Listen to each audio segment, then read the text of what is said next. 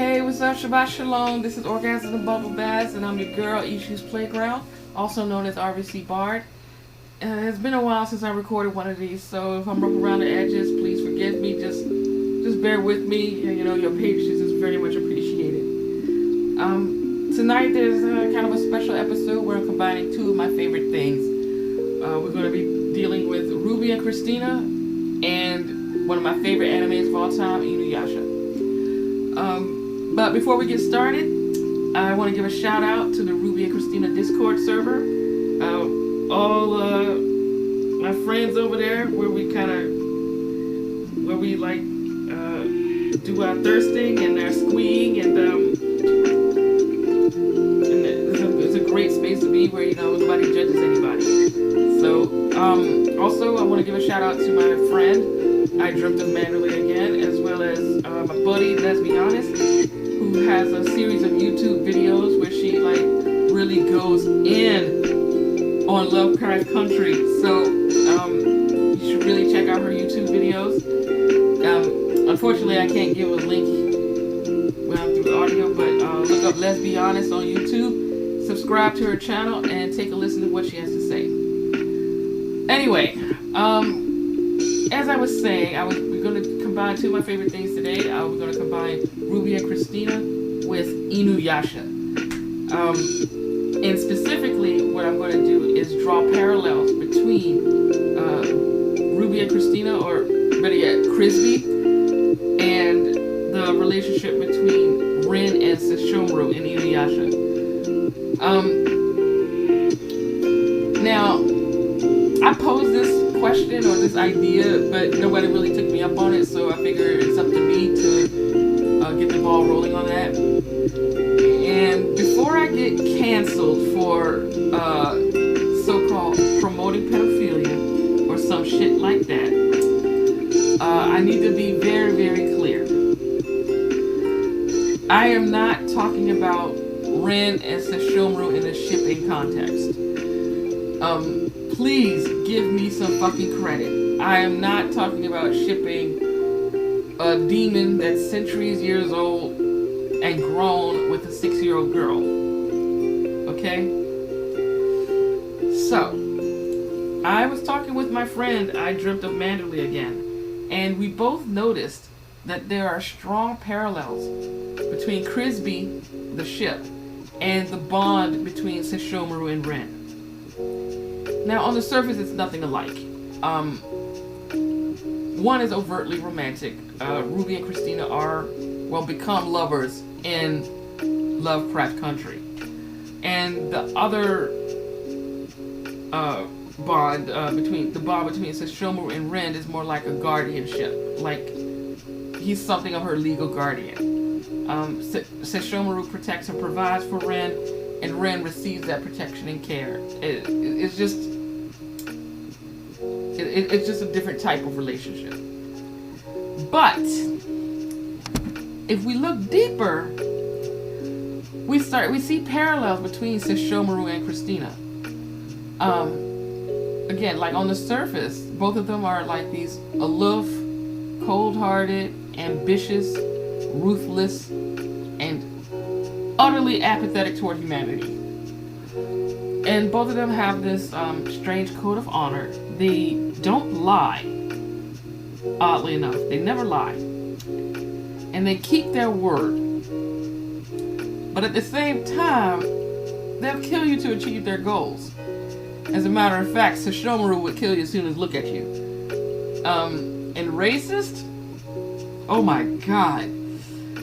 Sesshomaru's disdain toward humans and half-demons is a lot more overt than Christina's indifference toward black people. But in a way, they're cut from the same cloth, where it's kind of a mixture of, a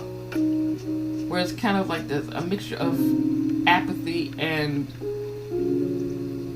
disdain. It's like human beings are beneath Sesshomaru's contempt, and the same can be said for Christina. But now, despite that, everything about them that should code them as villains through and through, in the course of their character arcs, they meet a human who strikes a chord with them and form a bond with that human. And as a result of that bond, that bond enriches and matures them.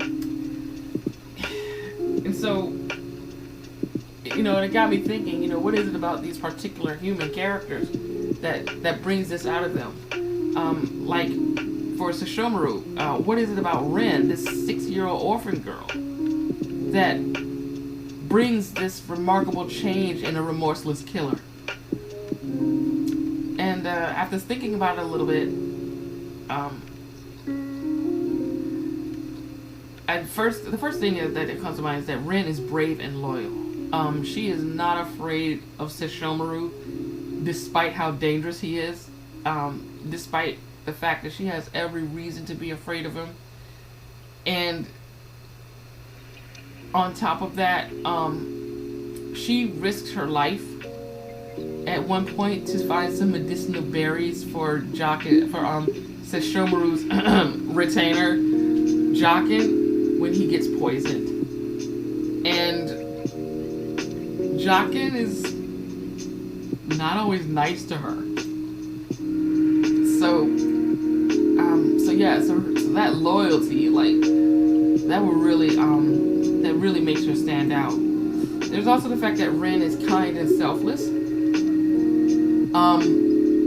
Even though she's literally an orphan who has to steal to survive. Even though the adults in the village she used to live in beat her up and yell at her, she goes out of her way to try to help Sesshomaru when she sees that he's hurt. And of course he turns it down. He's like, look, I don't need anything from you. I don't eat human food. Go away. Or does he actually tell her to go away? No, he never tells her to go away.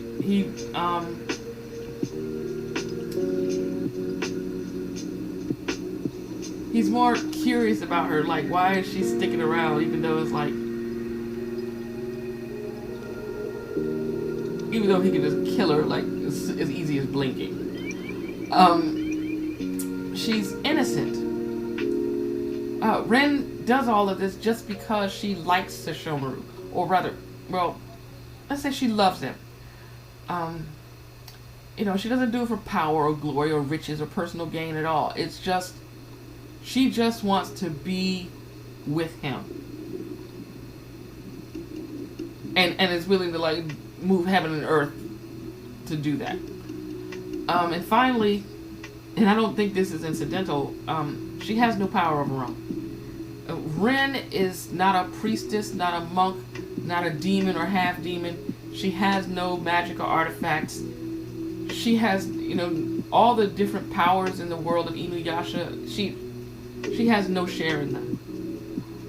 She's just an ordinary human girl, and an orphan at that.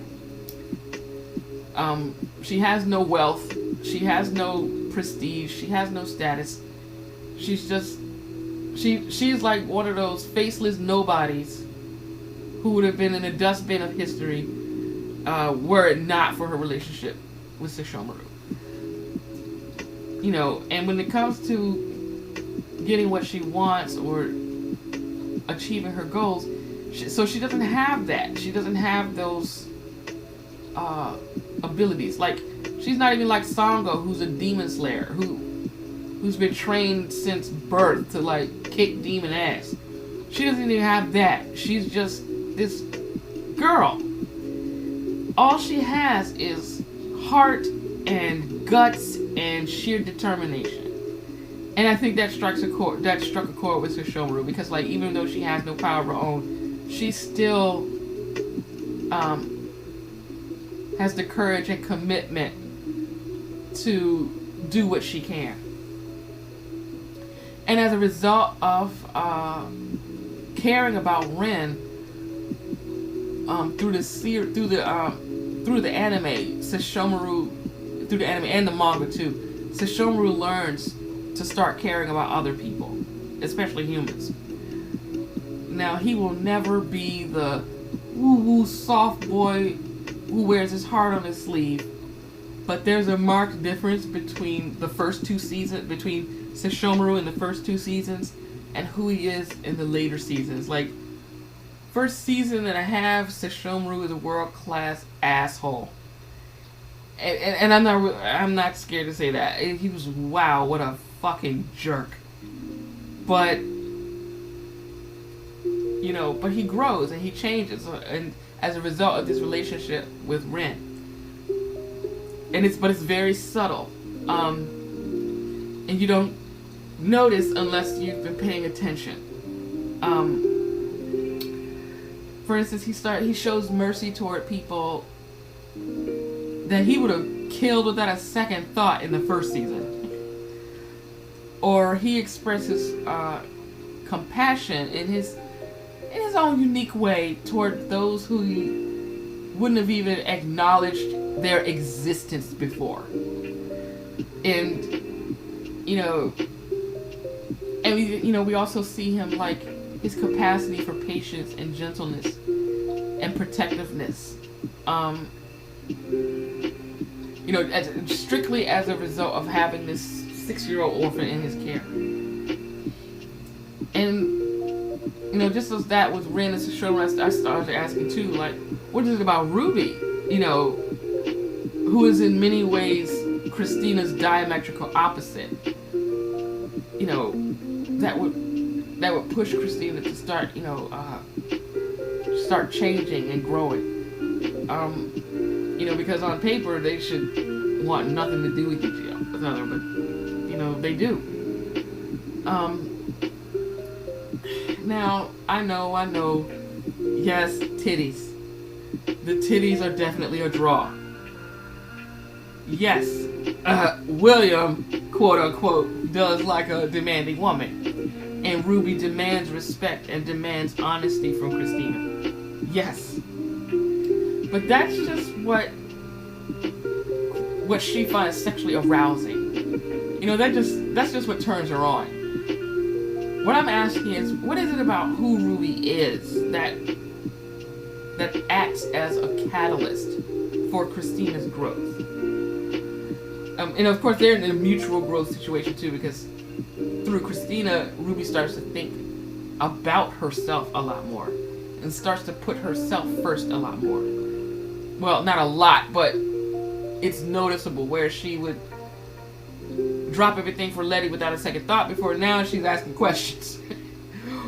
Or she'll say, yeah, I understand that, Letty, but I have a life too, But besides that, so what is it about Ruby that could spur,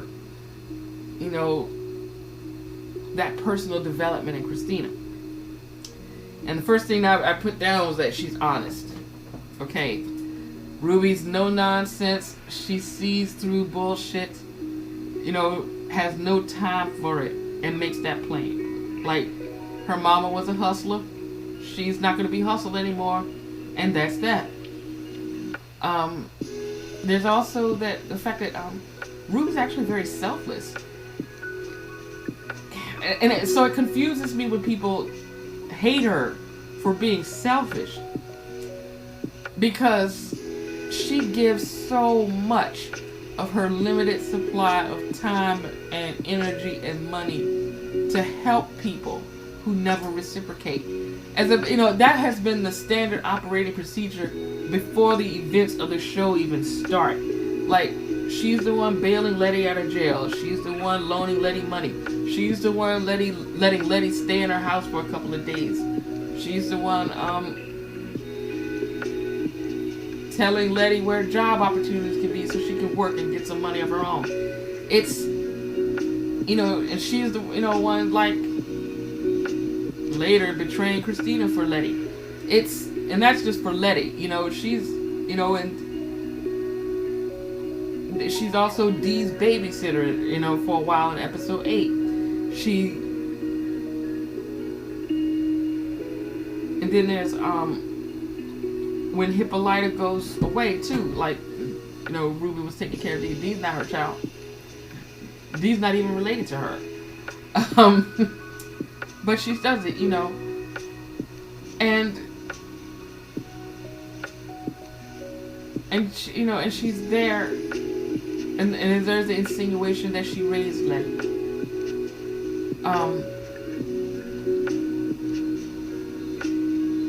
So yeah, so it's kind of interesting to see people talk about Ruby being selfless when her whole life she's been selfless.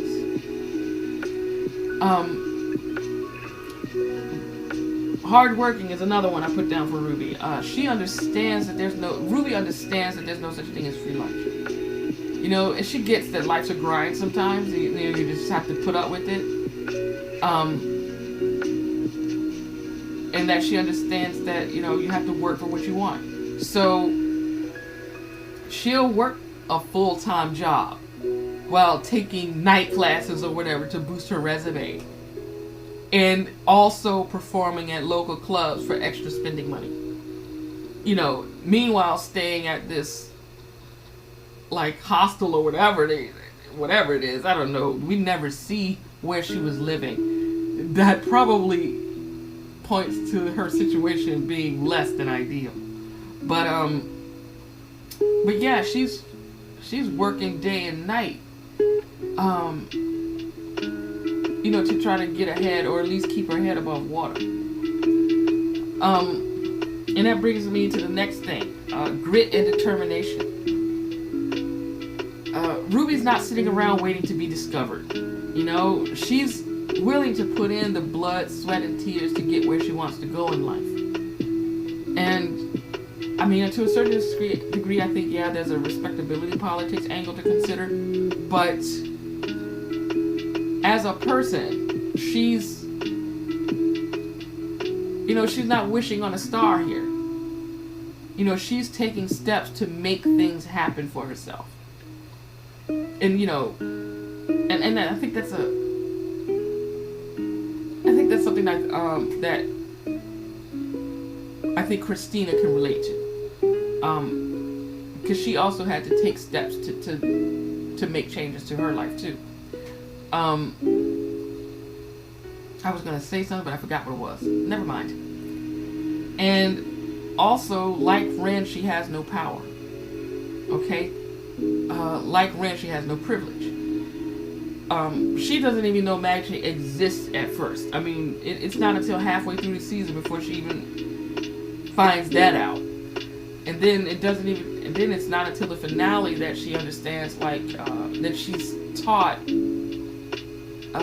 the foundation of all magic. And on top of that, as far as not having magic on her side, she also can't fall back on maleness or whiteness or wealth to keep her afloat or give her opportunities. And that's a lot, because she's dealing with a lot. And she's aware that and on top of that, she's, and I guess a sixth thing is her general awareness. She knows what's holding her back. She knows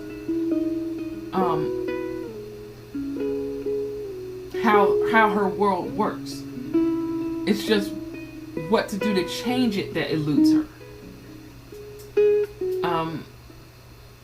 So yeah, I think it's there's a lot about Ruby that particularly would spur someone like Christina to grow, because Christina, much as I heart you, Christina, but she is sheltered as fuck. She knows a lot about magic and whatnot, and she understands that white supremacy is the rule of the land where she lives, but she's still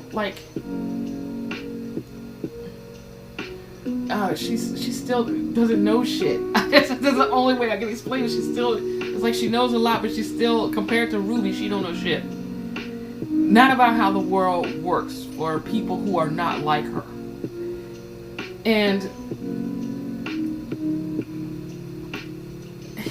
and you know, and it takes somebody, you know, it would take somebody like Ruby to kind of like shake her up out of that, you know, because Ruby has all this baggage and life experience that, yeah, it kind of connects with hers, but it's also different in so many ways. But unfortunately, the show didn't allow Christina to live long enough to have that character development arc the way that Sesshomaru does. But even in the brief time of the one season, there are signs that through caring about Ruby, Christina is learning how to care about others. It's starting to wake up a bit about the realities that Black people live with. There are subtle hints that she is growing and maturing as a direct result of being romantically involved with Ruby. And we see that in how, like, you know, in her capacity for, you know, for honesty, for generosity. Like, she, you know, no, she doesn't care about money. She doesn't care how much money she's spending. She just go ahead and spend my money. I don't care. I mean, generosity, you know, like that. Generosity, tenderness, loyalty, and empathy. Yes, dear listener, empathy. I know it's kind of popular to assume that Christina is missing some vital ingredient that makes a person, but she's not. That's the most tragic and most infuriating thing about her. She, like, and I don't want to talk about this empathy thing because I think people overlook it. It's like multiple times throughout the show, she tries to reach out to people and connect to them by expressing how their experiences elicit how the things they say about their experiences or the things that they're going through are things that she too has gone through. It's like, yeah, I've been there. Now, she's not always correct about that because, you know, mad props to Ruby for telling her to shut the fuck up. Because, no, she cannot relate to what it's like to what it's like to be a Black woman in America. But she tries. She has that it's like, well, she could connect to them on a human level. I think that's what it is. She could connect to them on a human level. She wants to connect to them on a human level.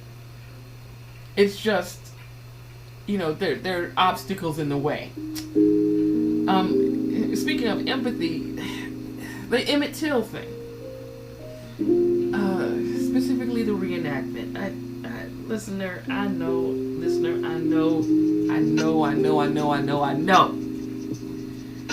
that what they were kind of going for was, ooh, look how messed up Christina is, or, ugh, white people always doing the damn most. I get it.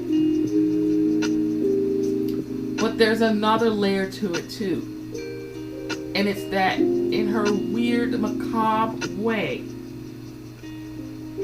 she wants to understand the painful feelings Ruby expressed to her when she found out about Emmett Till. She really genuinely wants to understand where Ruby's coming from. And as messed up as it is, you know, at least she's trying to learn on her own and not burdening Ruby with teaching her. You know, God, can I listen, listener, if you're Black, if you're a person of color, you know what the fuck I'm talking about. It's that person who's always like, you know, please call me out if I do something wrong, or, you know, or will you, oh, my African American sister, do teach me how to be less of a white devil, or what have you. You know, that irritating, cloying self-flagellation shit where you have to respond to it or look like an asshole. yeah, Christina at least is trying to understand in her own way, in a way that makes sense to her. Do I think reenacting Emmett Till's lynching is the best way to go about that? I mean, in real life, no, because you'll fucking die. But like I mentioned to someone else, it's like the story is not a window into another world. It's like an impressionistic portrait of the human psyche. So the extreme to which Christina goes is not really literal. You know, I don't take that literally. It's like, oh, she goes out and has an experience, and it's as though she had done that. You know, it's so. And there's also the fact that in real life we don't have magic that can regenerate wounds. So who knows? Maybe if we did have that, we could put people through these things and have them understand what it's like to experience them. I don't know. But yeah, but I'm not going to judge Christina for that, because again, fiction is not a photorealistic scenario. So I'm looking at it as a metaphorical or a figurative event. Now, back to the empathy part, or learning how to care about other people. There's also that when Christina agrees to help Dee just because Ruby asked her. And I was, on repeated viewings, what's interesting is that literally the first thing that comes out of Christina's mouth is praise for Dee's artistic talent.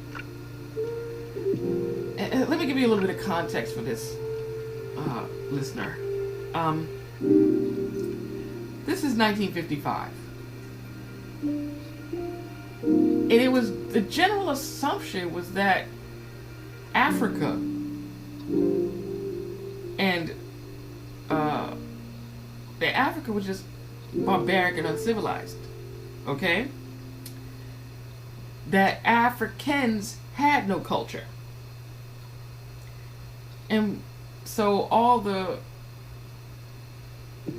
art and music and all that stuff, that was just, there were some people who were just theorizing that it's like, it's not really art, it's not really music, it's akin to a parrot mimicking human speech. It's it's not a sign of any real creativity or knowledge. We're not, we were not seen as people, as a creative people, or a people who were capable of developing bodies of knowledge. You know what I'm saying? Okay? But just keep that in mind. So the assumption is that black people, even in America, were too dumb and primitive to be truly artistic. So yeah, I kind of paid attention when she did that. And yes, she takes advantage of the situation that presents itself by making a deal with Tick to have him return to Arnhem for the equinox. But again, this could have been the start of her journey, not its end. At that moment in her journey wasn't complete. She still hadn't grown out of that transactional mindset. She still has some evolving to do. But the important thing here is that she has that capacity. Not that she was walking the straight and narrow with nary a misstep. Just that she has the capacity to do and be better. Okay? And then making that deal with Tick to return to Arnhem for the equinox. It's just like when Sesshomaru had Toki Jean forged, shortly after Ren joined it. He still hadn't grown out of coveting Tetsaiga. He still had some maturing to do, but he was on his way. Like, not even on. It's like he already showed he had that capacity. He's already slowly taking steps toward, letting that go. And that's the same thing. It's like he has that capacity. The growth potential is there. But anyway, that's just me. I mean, that's just what I think. I want to know what you think. Like, do you see parallels between, Chrisby and other relationships in other media? It don't have to be romantic ones, just like this one. It's like, but, please let me know, what other parallels and common motifs that you see with Chrisby and other media. Anyway, wow, it's getting kind of late here, and I should be wrapping up soon. Anyway, this is Issues Playground, aka RVC Bart, and I'm your host for Orgasms and Bubble Bath. Thank you for listening, and have a good night.